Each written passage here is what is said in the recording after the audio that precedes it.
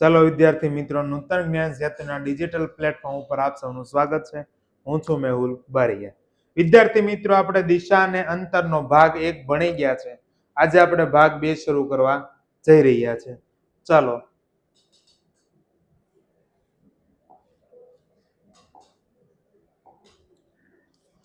હવે પહેલા આપણે ડાબી બાજુ જમણી બાજુ આ બંને બાજુ વિશે છે એ વ્યવસ્થાથી સમજી લઈએ. બરાબર? તો અહીંયા જો તમને ઉત્તર દિશા બતાવેલી છે. કઈ દિશા બતાવેલી છે? ઉત્તર દિશા. બરાબર? ઉત્તર દિશા. તો ઉત્તર દિશા હોય, આ માનો હું ઉત્તર દિશામાં ઊભો છું, તો આ મારી ડાબી બાજુ થઈ. આ મારી શું થાય? ડાબી બાજુ. બરાબર? એટલે કે પશ્ચિમ દિશા છે મારી ડાબી બાજુ થાય અને જમણી દિશા કઈ છે? પૂર્વ થાય. જમણી દિશા છે એ કઈ થાય? પૂર્વ થાય. હવે વિદ્યાર્થી મિત્રો, માનો હું પૂર્વમાં છું, તો મારી ડાબી બાજુ કઈ થાય? તો કે ઉત્તર થાય. જમણી બાજુ કઈ થાય? પશ્ચિમ થાય. સોરી, દક્ષિણ થાય. બરાબર?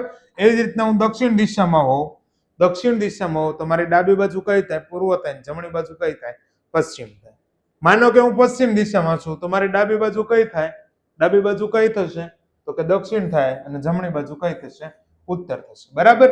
આ 4 દિશા ઉપરથી આપણને ખબર પડી ગઈ. હવે વિદ્યાર્થી મિત્રો, જો કોઈ પણ દિશામાંથી સમઘડી એટલે કે ઘડિયાળની દિશામાં ફરવામાં આવે, બરાબર, તો એ જમણી બાજુ થાય. અથવા જમણી બાજુ ફરવાનું કે તો આપણે ઘડિયાળની દિશામાં ફરવાનું છે, એટલે એને સમઘડી કહેશું. આ દિશામાં. બરાબર વિદ્યાર્થી મિત્રો? ચલો, ખ્યાલ આવે છે? બરાબર? ચલો, એવી જ રીતના ડાબી બાજુ. શું? ડાબી બાજુ એટલે કે વિષમ ઘડી. ડાબી બાજુ વળવાનું કે તો આપણે ઘડિયાળની વિરુદ્ધ દિશામાં ચાલવાનું છે, એટલે એને વિષમ ઘડી. એટલે આવી રીતના આ બાજુ. બરાબર? ચલો, ઓકે, ખ્યાલ આવી ગયો છે? ડાબી બાજુ જમણી બાજુ, સમઘડી વિષમ ઘડી. જમણી બાજુ કહે તો સમઘડી દિશામાં ફરવાનું, ડાબી બાજુ કહે તો વિષમ ઘડી દિશામાં ફરવાનું છે. ઓકે, ચલો. હવે છે દિશા અને તેમની વચ્ચેના ખૂણાનું માપ. બરાબર? જો આ દિશા છે, કેટલી દિશા છે? 4. બરાબર?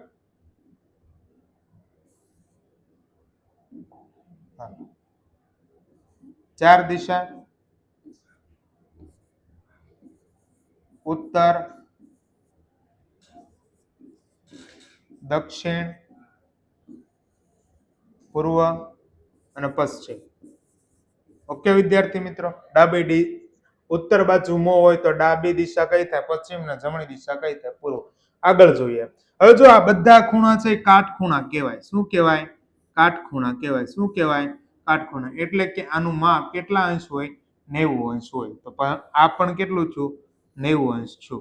એટલે કે ઉત્તર દિશાથી પૂર્વ દિશા, બે દિશા વચ્ચેના ખૂણાનું માપ કેટલું છે? 90 અંશ છે. એ જ રીતના પૂર્વ અને દક્ષિણ વચ્ચે 90 અંશ. પૂર્વ અને પશ્ચિમ વચ્ચે કે તો 90 + 90 એટલે કેટલા થયા? 180 અંશ. જો એ તમને અહીંયા દેખાય છે. બરાબર? ચલો, આટલું તમને કે તો કેટલા અંશ છું? 90. પણ એનું અડધું પૂછે તો કેટલા અંશ થાય? 45 અંશ. કેટલા અંશ થાય? 45 અંશ. બરાબર? હવે જો ટોટલ આ ઉત્તર દિશા છે. કઈ દિશા છે? ઉત્તર દિશા. અને આ કઈ દિશા છે? દક્ષિણ દિશા. કઈ દિશા છે?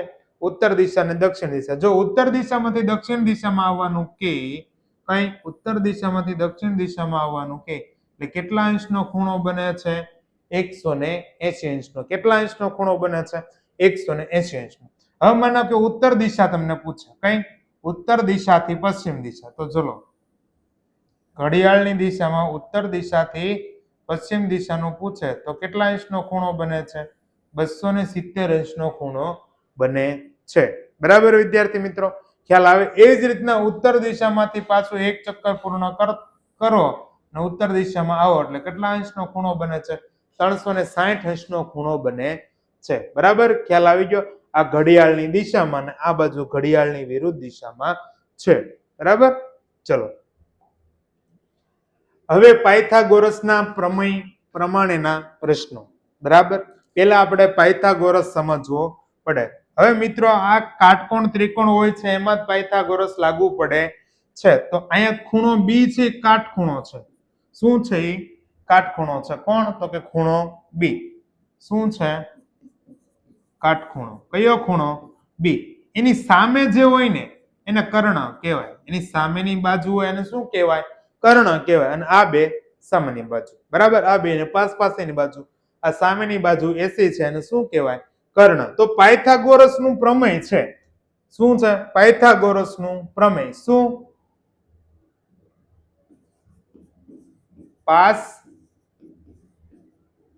પાસેની બે બાજુઓના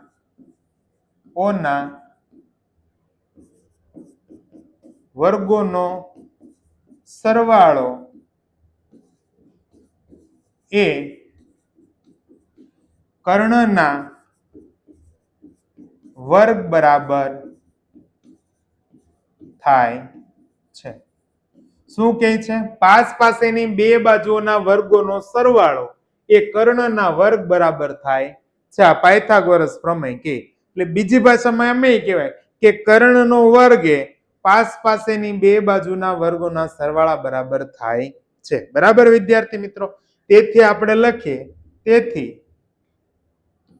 પાયથાગોરસ પ્રમેય મુજબ, કોના મુજબ? પાયથાગોરસ પ્રમેય મુજબ કર્ણનો વર્ગ, કોનો વર્ગ? કર્ણનો વર્ગ બરાબર એક બાજુ એનો વર્ગ વત્તા બીજી બાજુ એનો વર્ગ. એટલે કે કર્ણનો વર્ગ બરાબર બાકીની બે બાજુના વર્ગોનો સરવાળો એટલે પાયથાગોરસ પ્રમેય. શું? કર્ણનો વર્ગ બરાબર બાકીની બે બાજુના વર્ગોનો સરવાળો એટલે પાયથાગોરસ પ્રમેય. ઓકે? તો અહીંયા કર્ણનો વર્ગ બરાબર એક બાજુનો વર્ગ વત્તા બીજી બાજુનો વર્ગ. ચલો, કર્ણ કોણ છે મિત્રો? તો કે અહીંયા કર્ણ છે એસી, એટલે એસી નો વર્ગ. અહીંયા કર્ણ કોણ છે? એસી, એટલે એસી નો વર્ગ. બાકીની બે બાજુ, તો આને હું એક બાજુ લઉં, આને આપણે પહેલી બાજુ લઈએ એટલે કે એબી, એનો વર્ગ. બીજી બાજુ કોણ છે? બીસી, એટલે એનો વર્ગ. તો આપણું પાયથાગોરસ નું આ ત્રિકોણ, આ કાટકોણ ત્રિકોણ પ્રમાણે આ આપણું સૂત્ર થયું. આ સૂત્ર આપણે યાદ રાખશું. ઓકે વિદ્યાર્થી મિત્રો, ખ્યાલ આવી ગયો છે? આ સૂત્ર તમારા મગજમાં નાખી દેવાનું છે આ કાટકોણ ત્રિકોણ એબીસી માટે.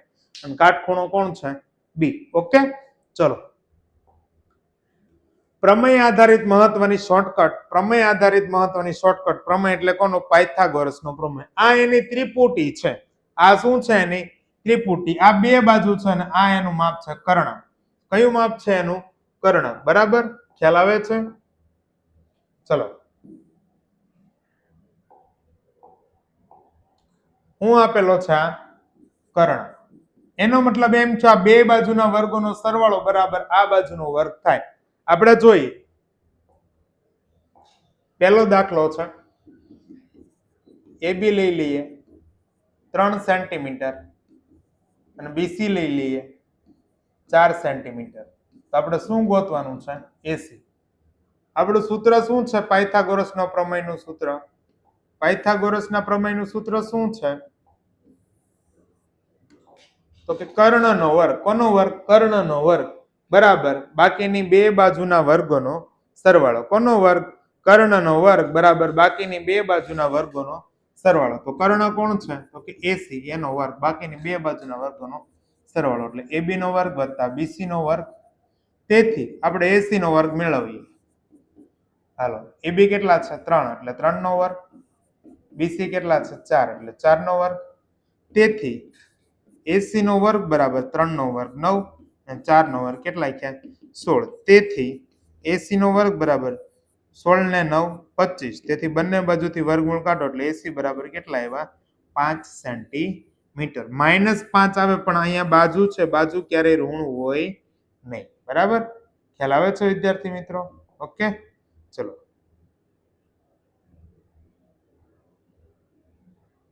ચાલો, મળી ગયા આપણને 5 સેન્ટીમીટર.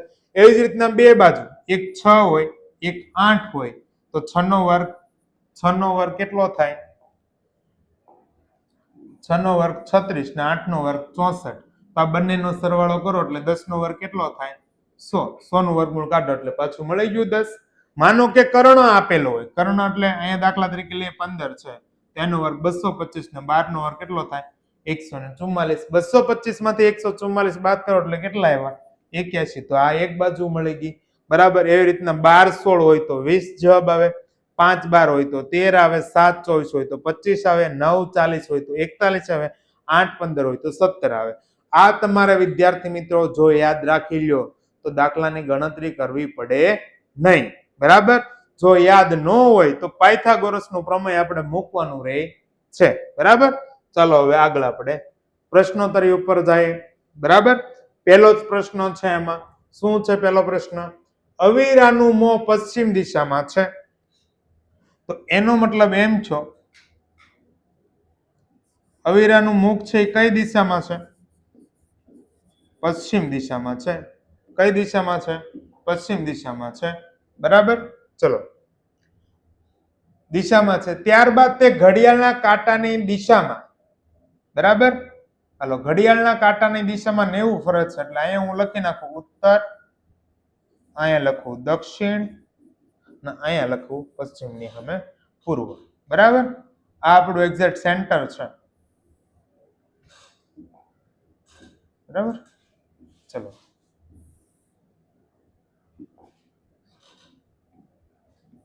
હાલો,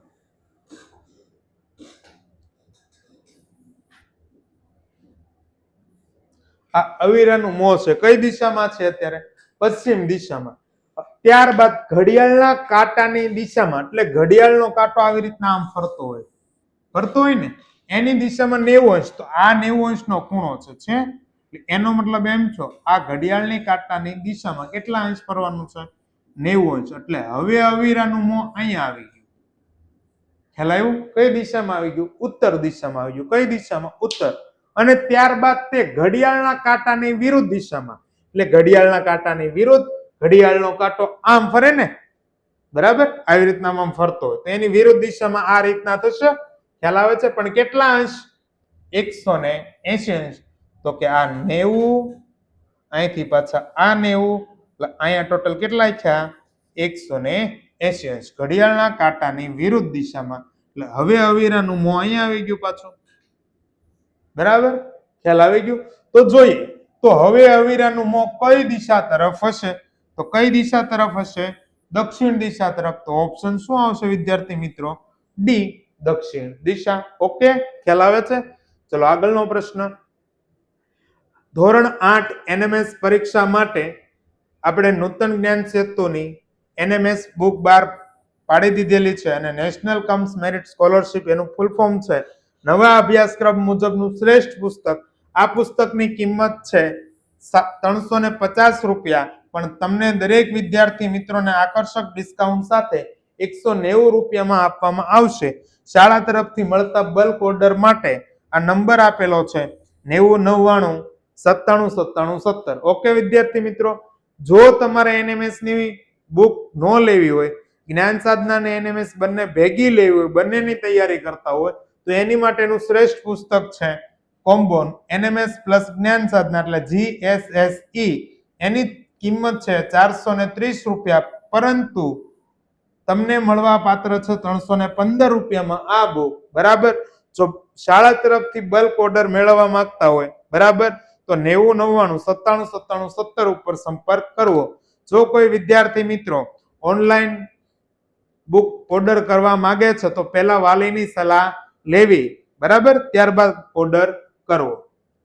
ચાલો વિદ્યાર્થી મિત્રો આગળના પ્રશ્નો ઉપર. પ્રશ્ન નંબર 2. નેન્સી અગ્નિ દિશામાં 8 કિલોમીટર ચાલ્યા બાદ, જો અહીંયા અગ્નિ દિશા કીધી, એટલે અહીંયા હું તમને દર્શાવું. આ ઉત્તર, આ દક્ષિણ, આ પૂર્વ અને આ પશ્ચિમ. આપણે કીધું વા ઈ અ ન. વા એટલે વાયવ્ય, ઈ એટલે ઈશાન, અ એટલે અગ્નિ, ન એટલે નૈઋત્ય. હવે નેન્સી છે, દાખલા તરીકે અહીંયા હું બતાવું. આ નેન્સી બેન છે, અગ્નિ દિશામાં 8 કિલોમીટર, એટલે દાખલા તરીકે અહીંથી નેન્સી બેન અહીંયા પ્રસ્થાન બિંદુએ છે, બરાબર ને, એટલે અગ્નિ દિશા તરફ 8 કિલોમીટર, એટલે માનો કે આ બાજુ નેન્સી બેન 8 કિલોમીટર આવ્યા. કેટલા? 8 કિલોમીટર. 8 કિલોમીટર ચાલ્યા બાદ પશ્ચિમમાં 14 કિલોમીટર ચાલે, એટલે માનો કે અહીંયા અગ્નિમાં આવ્યા, ત્યાંથી પશ્ચિમ કે એટલે આવી રીતના આમ 14 હાલે છે પશ્ચિમ દિશામાં, બરાબર. એટલે દાખલા તરીકે 14 કિલોમીટર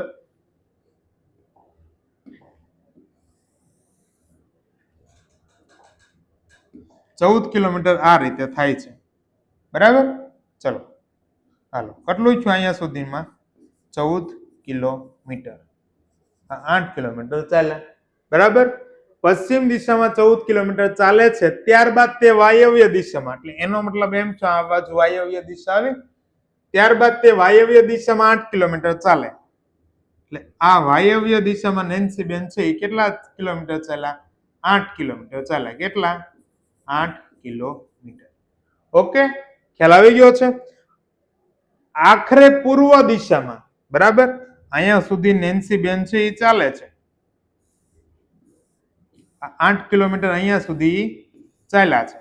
આખરે પૂર્વ દિશામાં 3 કિલોમીટર. બરાબર,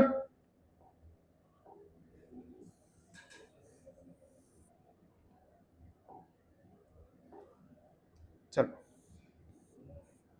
પૂર્વ દિશા તરફ કેટલા કિલોમીટર? 3 કિલોમીટર. એટલે દાખલા તરીકે આ 3 કિલોમીટર આટલું થયું. બરાબર, ખ્યાલ આવે છે? આ 8 કિલોમીટર, આ 14 કિલોમીટર. હવે જો તમે અહીંયા જોતા હશો ને તો તમને ખ્યાલ આવશે કે સમાંતર બાજુ ચતુષ્કોણ જેવું દેખાય છે. કેવું? સમાંતર બાજુ ચતુષ્કોણ. બરાબર, પૂર્વ દિશામાં 3 કિલોમીટર ચાલીને ઉભા રહે છે, તો શરૂઆતના સ્થાનથી કેટલા દૂર હશે? એટલે અહીંથી લઈને આ અંતર ગોતવાનું છે કે કેટલા નેન્સી બેન દૂર હશે. અને આ કયો ચતુષ્કોણ દેખાય છે? તો કે સમાંતર બાજુ ચતુષ્કોણ. અહીંયા 8 કિલોમીટર, અહીંયા 8 કિલોમીટર, તો અહીંયા કેટલા કિલોમીટર થવું જોઈએ? 14. તો આ 3 છે, તો અહીંયા 3 માં કેટલા નાખવું તો 14 થાય? તો કે અહીંયા 11. બરાબર, કેટલા? 11. તો 11 ને 3 14. અથવા ખ્યાલ ન આવે તો 14 ઓછા કેટલા? 3. 14 માંથી 3 જાય એટલે કેટલા આવ્યો જવાબ? 11 કિલોમીટર. તો જવાબ શું આવશે? C, 11 kilometre. ઓકે વિદ્યાર્થી મિત્રો, ખ્યાલ આવે છે? આગળના પ્રશ્નો ઉપર પ્રશ્ન નંબર 3. રૂમમાં એક મોટો લેમ્પ ઉત્તર દિશામાં છે. ચલો, ઉત્તર, દક્ષિણ, પૂર્વ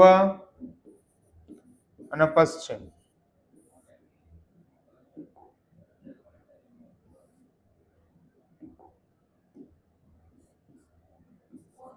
ચલો, થઈ ગયું. લેમ્પ છે. ચલો આપણે લેમ્પ ગોઠવી નાખ્યો. બરાબર વિદ્યાર્થી મિત્રો, આ કઈ દિશામાં છે? ઉત્તર દિશામાં લગાડવામાં આવેલો છે. આ લેમ્પને પ્રકાશિત કરવામાં આવે ત્યારે રૂમમાં ઊભી રહેલ દિવ્યાનો પડછાયો કઈ દિશામાં? ઉત્તર બાજુ લેમ્પ હોય, દિવ્યામાંનો કઈ ઊભી હોય, તેનો પડછાયો કઈ દિશામાં જાય? તો કે ઉત્તરની વિરુદ્ધ દિશામાં પડછાયો પડવાનો છે. એટલે જવાબ શું આવશે આમાં? દક્ષિણ દિશા. શું આવશે જવાબ? દક્ષિણ દિશા, એટલે ઓપ્શન બી. આગળનો પ્રશ્ન. તુલસી પૂર્વ તરફ 30 મીટર ચાલીને જમણી બાજુ વળીને, જો તુલસી પૂર્વ તરફ 30 મીટર, આ તુલસી બેન અહીંયા ઉભા છે, પૂર્વ તરફ કેટલા? પૂર્વ તરફ 30 મીટર. ઓકે, ચલો તો અહીંયા હું લખું છું 30 મીટર ચાલીને જમણી બાજુ વળે. એટલે મેં તમને કીધું છે કે આ પૂર્વ થઈ. કઈ થઈ? પૂર્વ. બરાબર, તો એની જમણી બાજુ એટલે નીચેની, નીચેની કઈ હોય? દક્ષિણ. દક્ષિણ દિશામાં એટલે કે જમણી બાજુ વળીને 50 મીટર ચાલે. એટલે આ 50 મીટર થઈ. કેટલા મીટર થયો? 50 મીટર. ઓકે, 50 મીટર ચાલે છે. ત્યારબાદ ફરી જમણી બાજુ, એટલે પાછે આ જો ઉત્તર, દક્ષિણ, પૂર્વ અને પશ્ચિમ. બરાબર, હાલો આની જમણી બાજુ આ બાજુ નીચે થઈ. હવે અહીંયા દક્ષિણ દિશામાં છે તો એની જમણી બાજુ કઈ થાય? પશ્ચિમ દિશા થઈ. કઈ થાય? પશ્ચિમ દિશા, જે આગળ આપણે જોઈ ગયા છે. ત્યારબાદ ફરીથી જમણી બાજુ વળીને 30 મીટર, એટલે કે પાછું અહીંયા 30 મીટર ચાલે. કેટલા મીટર? 30 મીટર. બરાબર, ખ્યાલ આવે છે? ચલો હાલો, તો તુલસી તેના પ્રારંભિક સ્થાનથી કઈ દિશામાં છે? આ તુલસીનું પ્રારંભિક સ્થાન છે. બરાબર, ત્યાંથી 30 મીટર અહીંયા ગઈ, અહીંયા 50 મીટર આવી, પાછી 30 મીટર અહીંયા આવી. તો કઈ દિશામાં છે તુલસી? પ્રારંભિક સ્થાનથી તુલસી કઈ દિશામાં છે? કઈ દિશા છે? દ એટલે દક્ષિણ. તો જવાબ આવશે ડી. ઓકે, ચલો આગળ. રિંકલ ઉત્તર દિશામાં 3 કિલોમીટર ચાલે છે. ચલો આપણે પાછું અહીંયા લખી નાખીએ ઉત્તર, દક્ષિણ, પૂર્વ અને પશ્ચિમ. બરાબર. ચલો રિંકલ ઉત્તર દિશામાં 3 કિલોમીટર ચાલે. દાખલા તરીકે આ 3 કિલોમીટર આટલું થયું છે. બરાબર. ચલો 3 કિલોમીટર.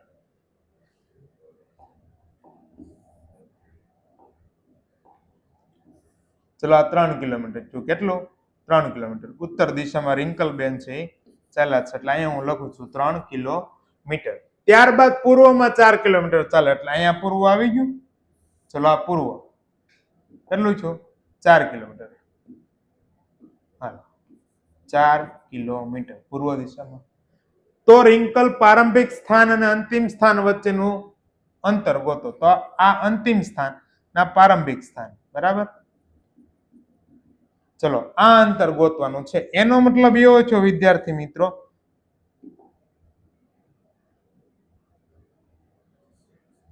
કે આ પાયથાગોરસ પ્રમેય જેવું શું થયું?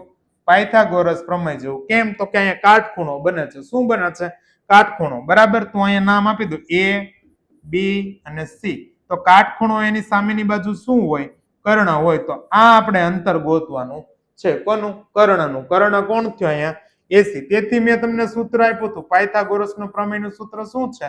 કર્ણનો વર્ગ બરાબર બાકીની બે બાજુના વર્ગોનો સરવાળો. કર્ણ કોણ છે? AC. એનો વર્ગ બરાબર AB નો વર્ગ વત્તા BC નો વર્ગ.